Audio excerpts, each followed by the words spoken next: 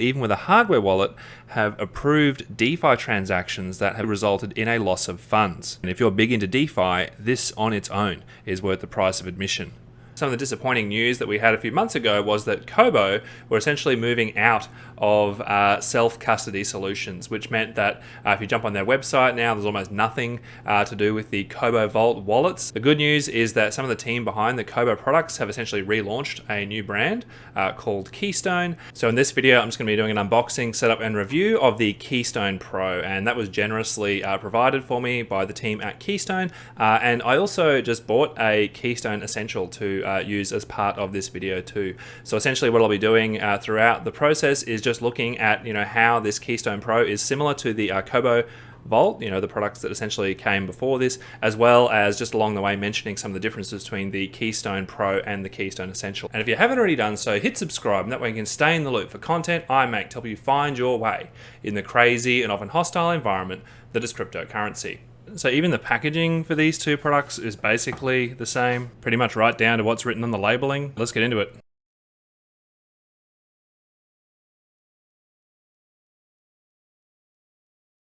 All right, so this is everything you get in the box. You get the lithium battery, the USB-C charger. You also get an adapter. You can run it off standard AAAs. You get the quick start guide, the device itself, 3 backup sheets, coupon, and a warranty card, as well as a little serial number sticker. And if you go for the Keystone Essential, this is what you get. So it's basically the same as the Pro, except obviously without the lithium battery and the micro USB cable. In addition to the Keystone Essential not coming with a lithium battery, you'll also notice that it doesn't have the fingerprint reader that the Keystone Pro has, and the Cobo Pro had as well.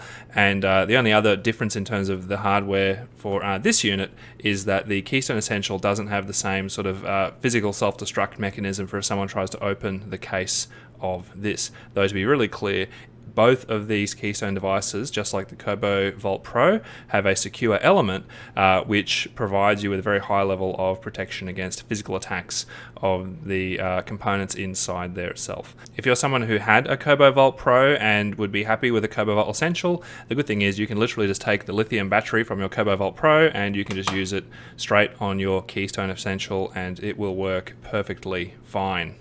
Or obviously you can just use the AAAs and do it that way. So we'll get this battery charging. You can see the little white light. It'll turn orange when it's full. We'll just put that to the side.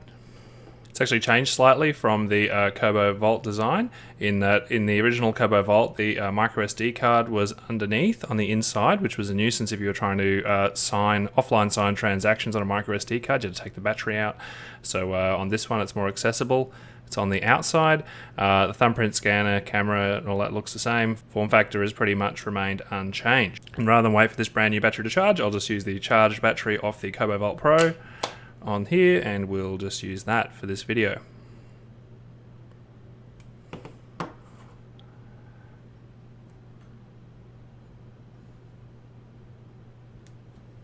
right, so let's run through the basic setup. So let's see, so this one's shipped with firmware version 1.0.1, and let's just say next. I want English. Security verification in progress. All right. One of the strengths of the device like this is you can just do everything on your phones. So to be clear, if you're super duper worried about privacy, you can skip this bit. All right, web authentication guarantee. You make sure your device wasn't tampered with and verify legitimacy of every firmware update. So this is good because you can mitigate against supply chain attacks. So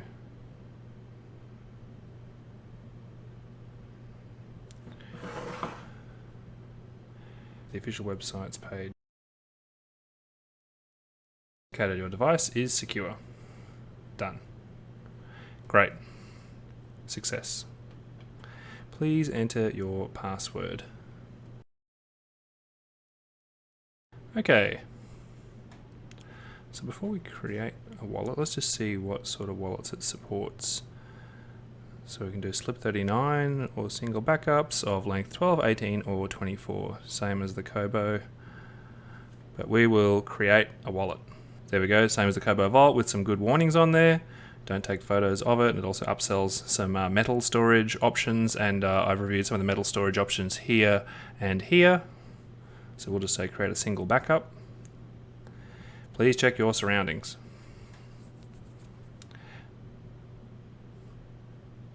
Yep.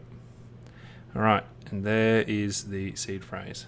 So basically we're just going to copy all of the words on exactly from here to here. Better to use a pencil, but I've only got a pen, just as a pencil is going to do better when it gets wet.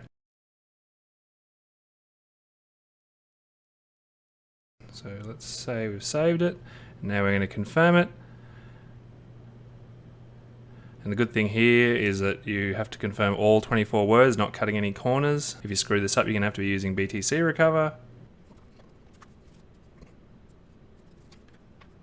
Okay, confirm.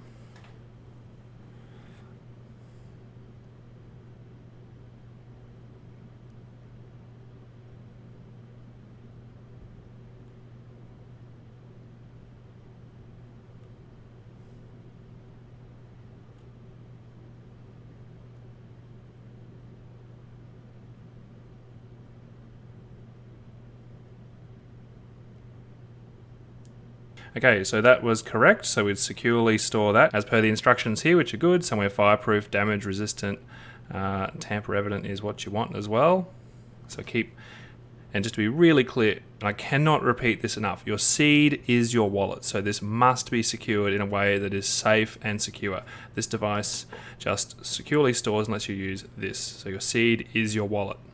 All right, so this one here is running the multi-coin firmware, and it's basically asking us which companion app we want to be using for this. This has actually changed quite a bit since I looked at the Cobo Vault. So it's got the Keystone app, Polkadot.js, XRP Toolkit, and Metamask. Look, I'll just stick with Keystone first, just so we can have a look at their default software. We'll just check everything.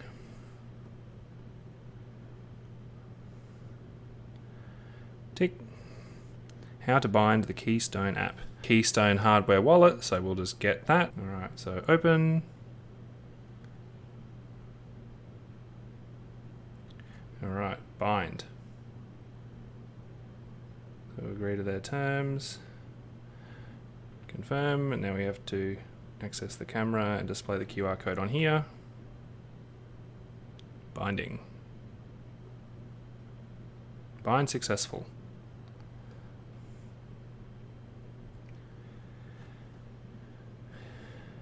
Okay, setup is now complete. Alright, so we've got the same addresses in the same order for everything on the Keystone and in the app. And let's see, if I go into Bitcoin and hit receive, what do I get? So it's just a P2SH SegWit address. Yep, same one as there.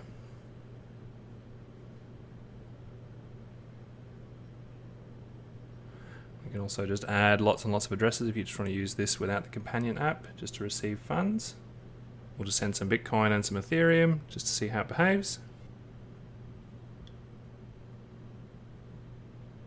Oh, there we go.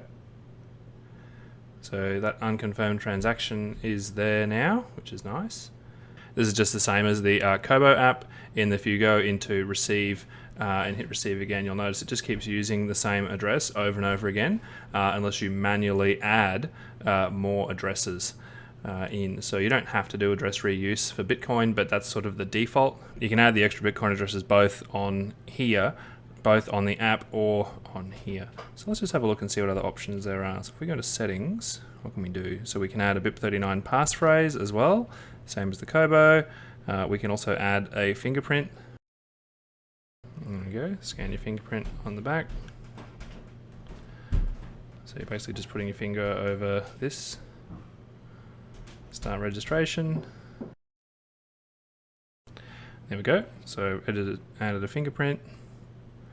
So we can actually use that to unlock the device, enter passphrase wallet. And just to be clear, this menu item basically means that you're allowing a fingerprint authentication to access the passphrase menu. This is not assigning a passphrase to your fingerprint. So let's go back.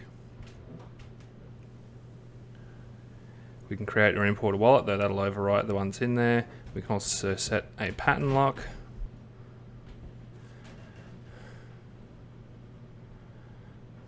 There we go, pattern recorded. You can wipe the device and system settings. So vibration on and off. All right, well, let's have a look and just upgrade this firmware and just see what is available.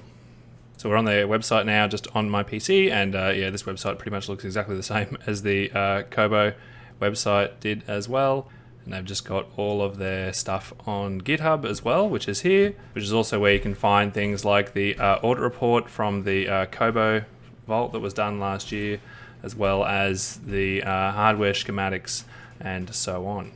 Mine just ships with firmware version 1, so I'll actually be jumping up to 1.3. Now, because updating to the Bitcoin only firmware is a one-way move, for the purpose of this video, I will be updating to the multi-coin firmware. So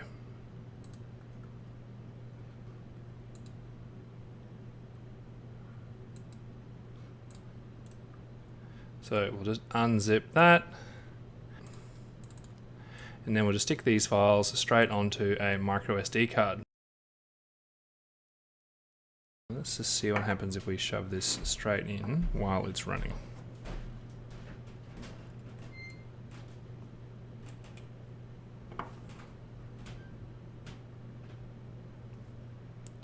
Oh wow, so it detected it.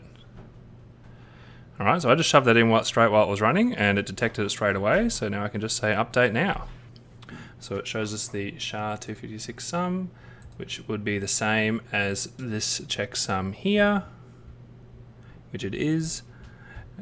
Also want to make sure you have your recovery phrase for this sort of thing.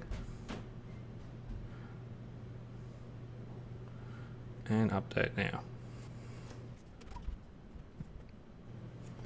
Fingerprint unlock. Oh, hang on a minute, wrong finger. I'll just do the pattern I did before.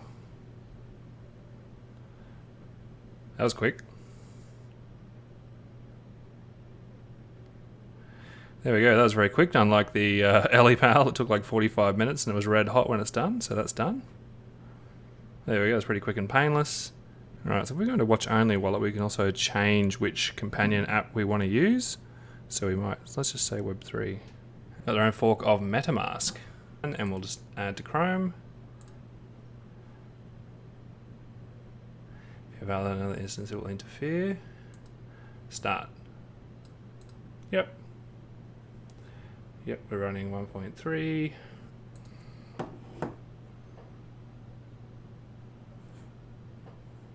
Alright, so it scanned that, and oh, here we go. So these are all the same addresses from before, so I'll just say unlock.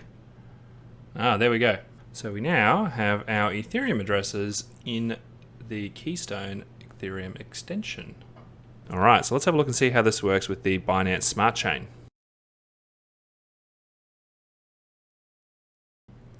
There we go. So let's see now, if I try and connect, will that work now? Oh, there we go. Let's see, so if I wanted to just use Pancake Swap, does that even work? Yep.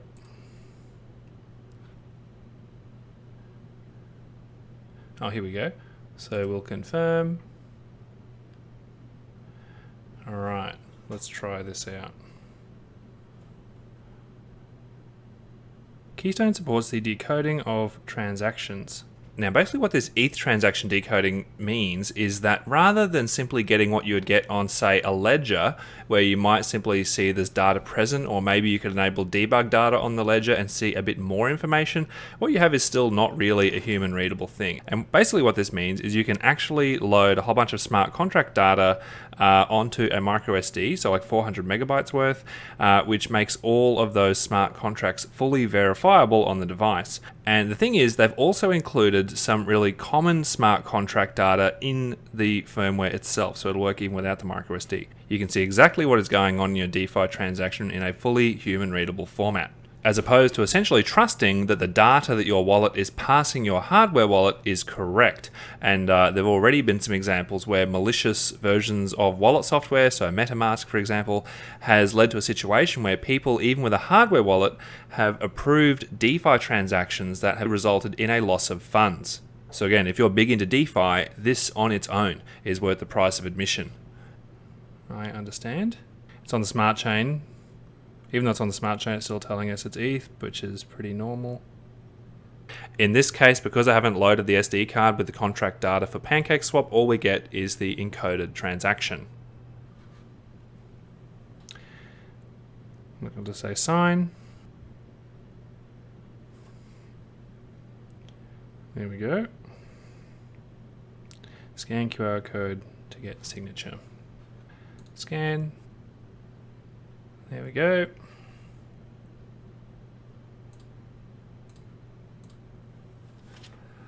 There we go, transaction submitted. Huh. Very good. So you not only have a history of the signatures that you've made, but you could also do your generating of transactions, your signing and your broadcasting in totally separate locations, which can be really handy depending on how you're storing your hardware wallet. All right, so let's just send this Bitcoin and this Ethereum back as well.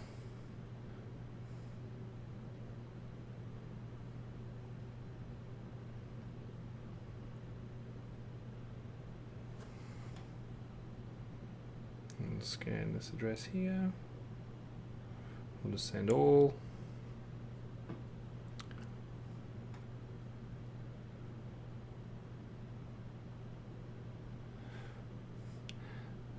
We'll just go with the default fees. Okay. Scan that. And there's the stuff. Sign.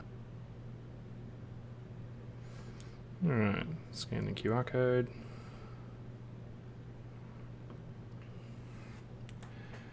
Yep. And we will broadcast that. Alright, so that was pretty straightforward. And look, let's just send the Bitcoin back as well. Send max would be nice, but look, we'll just send $5. And I'll pick up the rest on the Bitcoin only video. So we'll just say send. Send. Confirm. Alright, so there is the QR code. So let's scan that. There we go. So we can confirm all the details. Has no issue whatsoever with native SegWit addresses, which is great.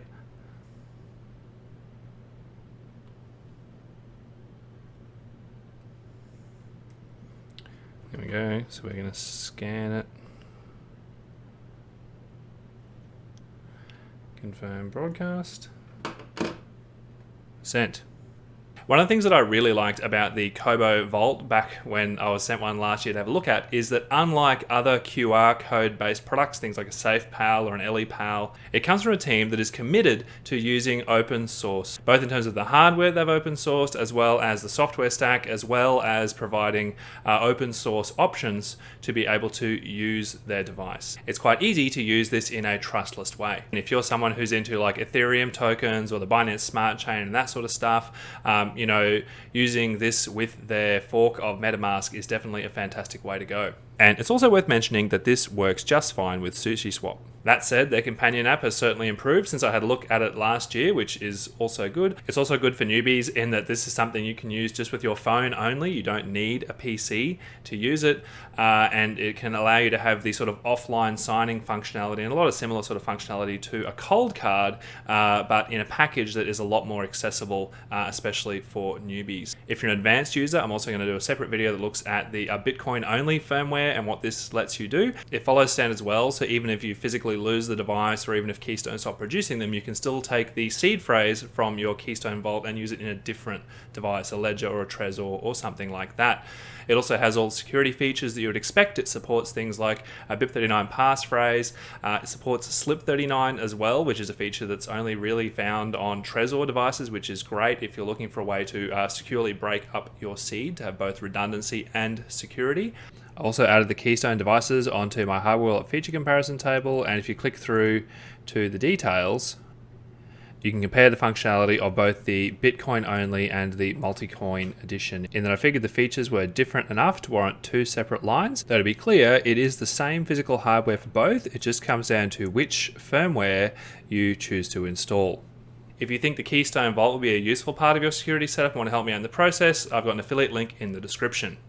If you're someone who purchased a Cobo Vault in the past, Keystone have a deal going where essentially you email them with your proof of purchase from the Cobo Vault and they'll give you a 50% discount on your new Keystone wallet. From what I've been told, that is not a time limited deal, and I'll post the instructions for that in the description. Thanks for watching, I hope that was helpful. Hit like if you think that other people would find this video useful, and hit subscribe if you'd like to be kept in the loop about future content I make that helps people stay safe in the crypto space and to recover if they get into trouble. If you have any questions about this video or a topic that you'd like me to cover, just leave a reply.